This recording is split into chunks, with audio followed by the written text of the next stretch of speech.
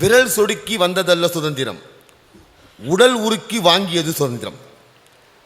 கயிற்றில் பறக்க வேண்டியதல்ல நம் தேசிய கொடி, ஒவ்வொருவரின் உயிரிலும் பறக்க வேண்டியது நம் தேசிய கொடி.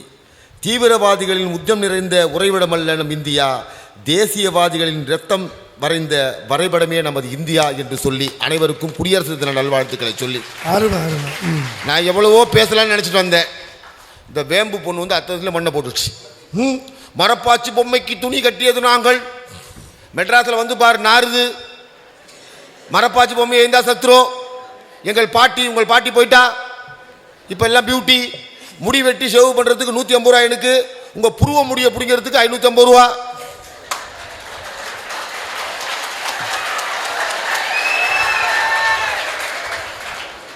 அந்தம்மா நாங்கள் பார் மருத்துவ அமைச்சராக, இராணுவ அமைச்சராக,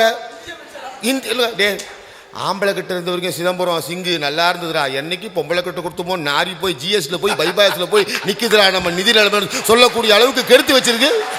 இவங்களுக்கு எல்லா துறையும் கொடுத்து விட வேண்டும். ஒருத்தருக்கு உயிர் போற மாதிரி இருக்கு. பொண்டாட்டி மடியில் படுத்திருக்கான், கையை பிடிச்சிட்டு சொன்னாலாம் பொண்டாட்டியை பார்த்து, நான் இறந்த பிறகு 7வது ஒரு ஆறுமுகத்தை கட்டிக்க அப்படின்னா. அவன் சொன்னாலாம், ஆறுமுகத்தையா கட்டி சொல்றீங்க, அவர் உங்கள் பரம எதிரியாச்சே, அவர் அழிக்கிறதுக்கு எவ்வளவோ பாடுபட்டீங்களே, அவரையா கட்டி சொல்றீங்க. ஆமாண்டி, அவனை அழிக்க பாடுபட்டேன், அழிக்க முடியல, நீ அவனை கட்டிக்க, அவன் தன்னால் அழிஞ்சிருவான் அப்படின்னா. மகத்துவம் நாங்கள் சுதந்திர பாரத மாதா கோயிலை கட்ட வேண்டும் என்று தன் உயிரை நீத்த சுப்பிரமணிய சிவா பிறந்த நாடு இந்த நாடு, தருமபுரி மாவட்டத்தில். மகாத்மா காந்தி டேட்டை கேட்குறாரு, பாரத மாதா கோயில் கட்டணும்னு. மகாத்மா காந்தி டேட் இல்லைன்றார். வரலனா போ, நான் வேற ஆளை வச்சு திறந்து வேற ஆளை வந்துட்டார். அது மட்டுமா, புதிய பாராளுமன்றம் திறந்த போது எல்லாம் மிருதத்தை ஆடிக்கிட்டு இருக்கான். பிரதமர் நம்மளை பாப்பாருன்னு ஒரே ஒரு தமிழை மட்டும்தான் கொடுத்த வேலையை கரெக்டாக செஞ்சு நாதஸ்வரம் ஊதிட்டு இருந்தான். எல்லாத்தையும் பார்த்துட்டு பிரதமர் எங்கே போனார் தெரியுமா? அந்த நாதஸ்வரம் வித்வானை பார்த்து, உங்கள் வேலையை கரெக்டாக செய்தீர்கள் என்று சொன்னார். என்ன தெரியுமா? தமிழ் வாத்தியம் ஒத்து ஊதாது, தன் ராகத்தை மட்டும் ஊதும் என்று பிரதமரையே தன் பக்கத்தில் வர வைத்து பெருமை சேர்த்தவன் யாராக கேட்டால் ஆம்பளை தான். உலகத்தில் எல்லாத்தையும் கண்டுபிடிச்சது ஆம்பளம்மா. நியூட்டன் இல்லைன்னா நீங்கள்லாம் வாழ்ந்துருக்க முடியாது. தாமஸ் ஆல்வா எடிசன் லைட்டை கண்டுபிடிச்சிட்டு 12:45 மணிக்கு அவன் பொண்டாட்டி எழுப்பி காமிட்டான். அடியே நான் லைட்டை கண்டுபிடிச்சிட்டேன்னா. அவன் சொன்னான், கண்ணு கூசு படியா அப்படின்னாலாம். அப்போ அவ்வளவு நாசுக்கா சொல்லியிருக்கா அவன் பொண்டாட்டி. இப்போ நம்ம பொண்டாட்டி மாதிரி இருந்து வச்சுக்கா, கூசுது மூடிட்டு படியா அப்படின்பா. கெடுத்து குட்டிச்சவர் ஆக்கி வச்சுட்டு அந்த அம்மா, நாங்கள் தான் சுதந்திரத்துக்கு தியாகம் செஞ்சு உயிரை விட்டதை யாருன்னு கேட்டா ஆம்பளைங்க தான். தெரியுமா உங்களுக்கு? பெரியார் மட்டும் இல்லைன்னா இவ்வளவு பெண்கள் இங்கே உட்காந்துருக்க முடியுமா? பெரியார் மட்டும் இல்லைங்க உள்ள வந்திருக்க முடியுமா? அதுக்கு ரத்தம் சிந்துன ஆம்பளை. இடம் வாங்கினா பொண்டாட்டி பேர்ல வாங்குவான், கடை வாங்கினா தான் பேர்ல வாங்குவான். அவன் தான் ஆம்பளை. யார் பேசினாலும் அந்தந்த மாநிலத்து மொழி அவர்களுக்கு இனிக்கும். மலையாளம் பேசினால் மலையாளத்தானுக்கு இனிக்கும், தெலுங்கு பேசினால் தெலுங்கருக்கு இனிக்கும், கன்னடம் பேசினால் கன்னடக்காரனுக்கு இனிக்கும். ஆனால் தமிழ் மொழி பேசினால் உலகத்தில் உள்ள அத்தனை ஜீவராசிக்கும் இனிக்கக்கூடிய மொழி தான் நம்முடைய தமிழ் மொழி. இப்போ ஒரு சின்ன எக்ஸாம்பிள் சொல்லி காட்டுறேன் உங்களுக்கு. இந்த திருக்குறளை யார் பேசினாலும் இனிக்கும். ஆனால் இந்த திருக்குறளை நம்ம பிரதமர் மோடி பேசினா கூட இனிக்கும். எப்போ ரூல் யார் யார் வாய் கேட்பினும் அப்போ ரூல் மெய்பொருள் காண்பது அறிவு. அந்த மொழிக்கு சொந்தக்காரர்களை வணங்கி இனிய புகழ் நல்ல வாழ்த்து. தமிழ் இருக்கணும்டா சார். நடுவர் சார், மதிமுகம் தொலைக்காட்சியில் ஒரு நல்ல நாளில் பேசிக்கிட்டு இருக்கோம். ஆமாம், நல்ல நாளில் பேசும்போது அந்த அம்மா, நாங்கள் நாகப்பட்டினத்தை அதை உருவாக்கியவருடைய அம்மா பெண் தானே, ஆண்கள் போராட்டம் பண்ணியதனால் இது நாகப்பட்டினமாக மாறியது, உங்களை மாதிரி ஆள் போராட்டம் பண்ணியிருந்தால் அது நாரி போன பட்டணமாக மாறி இருக்கும். அந்தம்மா வேம்பு, மகாலட்சுமி பிறந்திருக்கிறாள், லட்சுமி பிறந்திருக்கிறாள். ஆம்பளை பையனை பார்த்து கிளவி சொல்லுமா, சொல்ல கிளவி வாயில கொல்லி வைக்கணும்.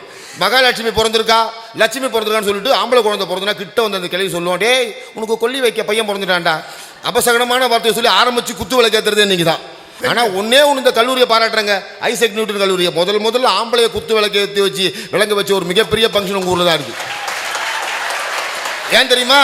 ஆம்பளைங்களை வச்சு குத்து விளக்கு வச்சா விளங்கும், ஆம்பளைங்களை வச்சு குத்து விளக்க வச்சா விளங்கும், பெம்பளைகளை வச்சு குத்து விளக்கு வச்சா விளங்கும். அப்படிங்கிறத ரொம்ப தெளிவாக சொன்ன இந்த ஐசக் கல்லூரியை உண்மையிலே வணங்கி இந்த மாநில கை தட்டுறேன். ஆனால் நீங்கள் நல்லதை மட்டும் யோசிங்க. முதல்ல ஆம்பளைக்கும் பொம்பளைக்கும் இன்னும் பெரிய வித்தியாசம் இல்லை. என்ன நீங்கள் சாதாரணமாக நினைக்காதீங்க. இப்போ யாரும் கை தட்டக்கூடாது, ஆம்பளையும் கை தட்டக்கூடாது, பொம்பளையும் கை தட்டக்கூடாது. 1983 நான் 10th முடித்தேன். எவ்வளோ மார்க் தெரியுமா? 500க்கு 498. ஆனால் அந்த வருஷம் ஸ்டேட் பத்து வந்த பையன் 500க்கு 497 ஈரோடு ராசிபுரம். எங்கள் அம்மா போய் எச்சம் கிட்ட கேட்டாங்க, என் பையன் 500க்கு 498 மார்க் எடுத்திருக்கான், அவன் ஸ்டேட் ஃபர்ஸ்ட் வரல. யாரோ ஒருத்தன் ஈரோட்டில் 500க்கு 497 எடுத்த பையன் ஸ்டேட் ஃபர்ஸ்ட் வந்திருக்கான்னு கேட்டோன்னே எங்கள் எச்சம் ஓர் அமைச்சர் ரொம்ப அமைதியாக சொன்னார், அம்மா அந்த பையன் எடுத்த மார்க் மார்ச் மாதம் எடுத்த மார்க், உங்கள் பையன் 1ஆவதுலேருந்து 10ஆவது வரைக்கும் எடுத்த மொத்த மார்க்கே அவ்வளோதான் அப்படின்னாரு.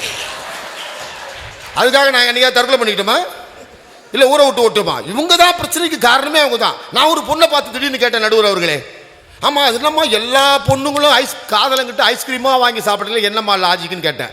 அந்த பொண்ணு சொல்லிச்சு, வள்ளுவர் தான் சார் சொல்லியிருக்காரு அப்படின்ச்சு. வள்ளுவர் வாழ்ந்த காலத்தில் ஐஸ்கிரீம் கடையே கிடையாது, டீ கடையே கிடையாது, எப்படி ஐஸ்கிரீம் இருந்துச்சு? இல்லை சார் வள்ளுவர் தான் சொல்லியிருக்காருச்சு. எங்கம்மா வள்ளுவர் சொன்னார்னு? நெஞ்சத்தார் காதலராயினும் வெய்துண்டல் வேபாக்கு அறிஞ்சுன்னு வள்ளுவர் சொல்லியிருக்காராம். இதயத்துக்குள்ளே காதல் இருக்காரு, அவருக்கு சுடு சார், அதனால தான் சார் ஐஸ்கிரீமாக வாங்கி முழுங்குறேன் அப்படின்ச்சு. நான் ஒரே ஒரு செய்தியை மட்டும் சொல்கிறேன், மக்களாட்சியின் மகத்துவத்தை உலகத்துக்கு கொண்டாந்ததே ஆம்பளை தான். நான் பொம்பளைங்களை குறை சொல்லலை, எனக்கு வாய்ச்சது என் பொண்டாட்டிய மனைவி பொம்பளை தானே, என்னை பெற்றி எடுத்த எங்கள் அம்மாவும் எனக்கு பொம்பளை தானே. தமிழ்நாட்டில் ஒரு பழமொழி உண்டு, ஓரவத்தின்னு ஒரு உறவு உண்டு. ஓரவத்தின்னு ஏன் ஓரவத்தின்னு பேர் வச்சான் தெரியுமா? குடும்பத்துக்குள்ள வந்து ஓரமாக வத்தி வச்சு அந்த குடும்பத்தை பிரிக்கிறதுனால தான் அதுக்கு ஓரவத்தின்னு பேர் வச்சான். ஆனால் நாங்கள் நைட்டு 12:45 மணிக்கு கிளாம்பாக்கத்துக்கு எங்கள் மச்சினிச்சு வந்தால் கூட 2 வீலரில் போய் 52 கிலோமீட்டர் பிக்கப் பண்ணி வீட்டுக்கு கூட்டு போகிறோம். ஆனால் எங்கள் சொந்தக்காரங்க வந்தால் நீங்கள் கஞ்சி ஊத்துறியா? யாரை பிக்கப் பண்ணுவீங்க? எங்கள் மச்சினிச்சியை தான் பிக்கப் பண்ணுவீங்களா? அதனால தான் நாங்கள் பாடினோம், மச்சினிச்சு வர்ற நேரம் மண் மணக்குது, மனசுக்குள்ள பஞ்சவர்ண கிளி பறக்குது பாடினோம். ஆனால் உங்களுக்கு அவங்க உறவு வந்தால் மட்டும் போதும், ஆடினா கோழின்னா அதுன்னா இதுன்னா. எங்கள் சொந்தக்காரன் எவனா வந்தானோ வராத இடுப்பொலி அந்த அம்மாவுக்கு வந்துடும். இடுப்பு முறுக்குதுங்க, அதுன்னா மனப்பாறை முறுக்காது, முறுக்கிறதுக்கு. ஆனால் உறவுகளை நேசிப்பவர்கள் யாருன்னு கேட்டால் ஆண்கள் தான். அந்த உறவை நேசிப்பவன் தான் இந்த நாட்டையும் நேசிப்பான் என்பதை நாம் புரிந்து கொள்ள வேண்டும். கைத்தட்டுக்கப்பா நம்மள ஆளுங்க, அப்படியே கம்முன்னு உட்காந்துருக்கல. ஆமாம், உலகத்தில் எவ்வளோ தியாகம், இந்த தியாகத்துக்கு வழிவகுத்ததே யாருன்னு கேட்டால் வந்தா. ஒரே ஒரு செய்தி சொல்லட்டுமா? நீங்கள் குறித்து வச்சிங்க, மதிமுக தொலைக்காட்சியில் பார்க்குறவங்க, இந்தியாவுக்கு வெளிநாட்டுக்காரன் எவனா உள்ளே வந்தானா என்ன பண்ணுவோம்? நம்மால் காந்தி சமாதி, நேரு சமாதி, அப்புறம் அந்த ஒரு காதல் சின்ன இருக்க தாஜ்மஹால், அதை காமிச்சிட்டு அப்படியே பிள்ளைட்டு ஏற்றி விட்ருவான். வியட்நாம் அதிபர் வெளிநாட்டு அமைச்சர் இந்தியாவுக்கு வந்தோன்னு சொன்னால் எல்லாம் சுற்றி காமிச்சோன்னே அடுத்து எங்கே பார்க்கணுன்னா ராஜராஜ சோழனுடைய நினைவுடைய எங்கே இருக்குன்னு கேட்டான். அது தமிழ்நாட்டில் இருக்குடாண்ணா, அங்கே போனோண்டாண்ணா. ஏன்னு கேட்டான், அமெரிக்காவை 1954 எப்படி நம்ம ஜெயிச்சோம்? ராஜராஜ சோழனுடைய போர்க்கலையை பயன்படுத்தி தான் அமெரிக்காவை விரட்டி அடித்தோம். அந்த ராஜராஜ சமாதியை நான் பார்க்க வேண்டும் என்று சொல்லி இங்கே வந்தவன். வந்து தஞ்சாவூரில் வந்து அந்த மண்ணை எடுத்து அதில் மடித்து அதை கொண்டான். இந்த மண்ணை ஏன்டா கொண்டு போகிறேன்னா, அந்த மண்ணை எங்கள் ஊருக்கு கொண்டு போகிறோம் வியட்நாமுக்கு. இந்த மண்ணை எங்கள் வியட்நாம் மண்ணில் கலக்க போகிறோம். ஏன்னா அடுத்த தலைமுறை ராஜராஜ சோழன் போல வீரமாக வளர வேண்டும் என்று சொன்னால் தமிழ்நாட்டிலே இருக்கக்கூடிய ராஜராஜ சோழன் மண்ணிலே இருக்குன்னு சொல்லிட்டு வீரத்தை சொல்வது கூட நம்ம ஆம்பளை தான். நம்ம அதை புரிஞ்சு ஒன்றும் வேண்டாங்க. மெரினா பீச் பக்கம் நீங்கள் வந்துருப்பீங்க, நான் சென்னையில் தான் இருக்கேன். சென்னையில் தான் சார் சொன்னார், இந்த மீன் வாசம் அடித்தால் நாகப்பட்டினம் வந்துட்டோன்னு அர்த்தம்னாரு. எங்கள் ஊர் பக்கம் காவா நாட்டு அடித்தா சென்னையில் வந்துட்டோன்னு அர்த்தம். இப்போ எங்கள் எண்ணூர், என் சொந்த ஊர் எண்ணூர், இந்த ஆயில் வந்தது பாருங்க, அது எங்கள் ஊர் தான். உங்களுக்கு பிறகு நாங்கள் வடை சுடுறதுக்கு அந்த ஆயில் தான், பூரி சுடுறதுக்கு அந்த ஆயில் தான், எல்லாத்துக்கும் கம்பெனிக்காரன் ஆயில் அமைச்சு விட்டான். நாங்கள் ஆயிலை தேவி எடுத்து வச்சுட்டு உட்காந்துருக்கோம். ஆனால் இந்த உலகத்தில் இந்த பொம்பளைங்க இருக்காங்க பாருங்கள், நம்ம 1000 சொல்லுவோம் பொண்டாட்டி பற்றி. என் பொண்டாட்டி அனுசியா ரொம்ப நல்லவோ, என் முன்னாடி பேர் அனுசியா ரொம்ப நல்லவோ, தங்கமானவோ, அறுசுவை உணவு போடுவா. எங்கள் வீட்டில் சாப்பிட்ருக்காங்க, பழனியில் எங்கள் வீட்டில் சாப்பிட்ருக்காங்க. எங்கள் வீட்டில் அறுசுவை உணவு போடுவா, எல்லாம் பண்ணுவோம், எல்லாம் சொல்லுவோம் சார். அவ்வளோ சொல்லுவோம் நம்மளுக்கு அப்படின்னு கேட்பான். நம்மளை பற்றி பொம்பளை சொல்கிறது ஒரு வார்த்தை, உங்கள் வீட்டுக்கார உங்களை போய் சொன்னார் மொத்த மேட்டரும் ஓவர். இவ்வளோ நேரம் நம்ம டெவலப் பண்ணி பிள்ளை. ஆனால் புருஷனை பற்றி கேவலமாக பேசுறது யாருன்னு கேட்டால் இந்த பொம்பளை தான். என்ன மயிலாப்பூரில் கேட்டாங்க, மந்தவெளியில் கேட்டாங்க, நாகப்பட்டினத்தில் கேட்டாங்க, மன்னார்குடியில் கேட்டாங்க, எவனா சொந்த ஊரில் கேட்டானா உன் லட்சணம் அவனுக்கு தெரியும். ஆனால் குடும்பத்தை மட்டுமல்ல இந்த நாட்டையும் தேசிப்பவன் யார் என்று கேட்டால் கண்டிப்பாக ஆண்கள் தான். அவனுக்கு தான் அந்த மக்களாட்சியினுடைய மகத்துவம் அவனுக்கு தான் தெரியும். உங்களுக்கு மக்களாட்சியை பற்றி எனக்கு தெரியும், உங்களுக்கு என்ன தெரியும்? உங்கள் 3 பேருக்கும் இந்த பக்கம் 3 பேர் எவ்வளோ அழகாக தெளிவாக பேச பாருங்க. எங்கள் தாமரை அடுத்து பேச வர போகிறார், என் அன்பு தம்பிக்கு கலக்கக்கூடிய பேச்சாளர், நல்லா கைத்தட்டலாமே பாருங்க. நீங்கள் பேச வரும்போதே உங்களுக்கு எட்டலை, மைக்கிட்ட வரும்போதே இன்னும் நீங்கள் வளரணும். வேம்பு நீங்கள் இன்னும் நிறைய வளரணும். இன்னும் வளர்ந்து நிற்கிது பாருங்க கொக்கு மாதிரி. அது வந்து நாங்கள் பெண்கள், நாங்கள் சுதந்திரத்துக்கு பாடுபட்டோம். நீங்கள் ஒன்றும் பாடுபடலம்மா. நீங்கள் ஒழுங்காக புருஷன் பேச்சை கேட்டாலே நாடு உருப்படும். நீங்கள் ஒழுங்காக புருஷன் பேட்டை கேட்டாலே நாடு உருப்படும். இந்த குழந்தைகளை கெடுத்து வச்சது யார் தெரியுமா? இவங்க தான். எங்கள் அப்பா என்னை 7 வயசில் தான் பள்ளிக்கூடத்தில் சேர்த்தாரு. எங்கள் அப்பா என்னை 7 வயசில் சேர்த்தாரு. இந்த பொம்பளைங்க சென்னையில் 1.5 வயசு குழந்தைய பள்ளிக்கூடத்தில் சேர்க்குது. அதுக்கு என்ன தெரியும்? 1.5 வயசு குழந்தை கான்வென்ட்டுக்கு போகுது, அதுக்கு கழுத்தில் ஒரு டை, இடுப்பில் ஒரு பெல்ட். நான் கேட்டேன், எதுக்குமா கழுத்தில் டை? என்ன குழந்தை வாந்தி எடுக்காமல் இருக்கிறதுக்கான். பெல்ட் எதுக்குமாண்ணே? கீழே போகாமல் இருக்கிறதுக்கான். இப்போ குழந்தைக்கு மேலேயும் போகாது கீழேயும் போகாது. அப்போ எப்படி குழந்தை முன்னேறும்? ஆனால் அந்த குழந்தையை ஆரோக்கியமாக தன் தோல் மீது வைத்து திருவிழாவை காண்பித்து இறைவனை பாரடா என்று சொல்வான். 7 வயது பையனை தோளில் வைத்து 27 வயது கழித்து அவன் நினைப்பான், தோல் மீது குழந்தையை வச்சு இறைவனை எட்டி பாடுறா, நாகப்பட்டினம் நாகூர் தர்காவை பாரு, வேளாங்கண்ணி கோயிலை பாரு, எங்க குலதெய்வம் எட்டுக்குடி முருகனை பாருன்னு தோல் மேல வச்சு 7 வயசு குழந்தைக்கு கடவுளை காட்டுவான். அவனுக்கு 27 வயசுல தான் தெரியும், தோல் மீது வைத்து எனக்கு இறைவனை காட்டினான். அப்பொழுது தெரியவில்லை, நான் உட்கார்ந்து கொண்டதே இறைவன் தோல் மீது தான் என்பதை இப்போது தெரிந்து கொண்டேன் என்று சொல்லக்கூடிய அளவுக்கு. ஆமா, சுதந்திரத்துக்கு பாடுபட்டது யாருங்க? முதல்ல சொல்லுவாங்க வீரமக வேலு நாச்சியார் குயிலியை தவிர வேற யாரையும் அவங்க சொல்ல முடியாது. ஆனால் ஒட்டு மொத்தமாக 100 பேரை தேர்ந்தெடுத்தீங்கன்னா அதில் 98 பேர் ஆம்பளை தான். தேசத்திற்காக ரத்தத்தையும் வியர்வையும் சிந்திருக்கான்னு சொன்னால் அவன் தான். இந்த மெரினாவுக்கு வந்திருப்பீங்க, நீங்கள் பார்த்துருப்பீங்க. அங்கே அம்மாவின் நினைவிடம், டாக்டர் கலைஞர் நினைவிடம், புரட்சித் தலைவர் எம்ஜிஆர் நினைவிடம், அதுக்கப்புறம் அண்ணாவுடைய நினைவிடம் இருக்குது. அங்கே காமராஜருக்கு நினைவிடம் கிடையாது. என் பையன் என்னை பார்த்து கேட்டான், அவரும் முதலமைச்சராக இருந்தவர் தானே, ஏன் அவருக்கு அங்கே நினைவிடம் இல்லைன்னா? அவருக்கு அங்கே நினைவிடம் வைக்க வேண்டிய அவசியமே இல்லை. ஏன்னா அந்த 4 நினைவிடமும் இருக்கக்கூடிய பாதை காமராஜர் சாலை. அந்த காமராஜர் சாலையை கடக்காமல் அந்த நினைவிடத்துக்கு போக முடியாதுன்னு சொன்னால் வாழ்க்கையில சாதித்து காண்பித்தவர்கள் தலைவர்கள். ஒரே ஒரு செய்தியை சொல்ற, பழைய செய்தியே நம்ம பேசிட்டு இருப்போம்.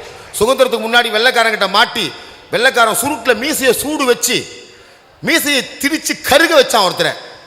இன்னைக்கும் 100 ஆண்டு காலத்தோடு வாழ்ந்து கொண்டிருக்கிறாரே நம்முடைய கம்யூனிஸ்ட் தியாகி. உங்க வாயால சொல்லுங்க யாருன்னு? நல்ல கண்ணு, கை தட்டுங்க.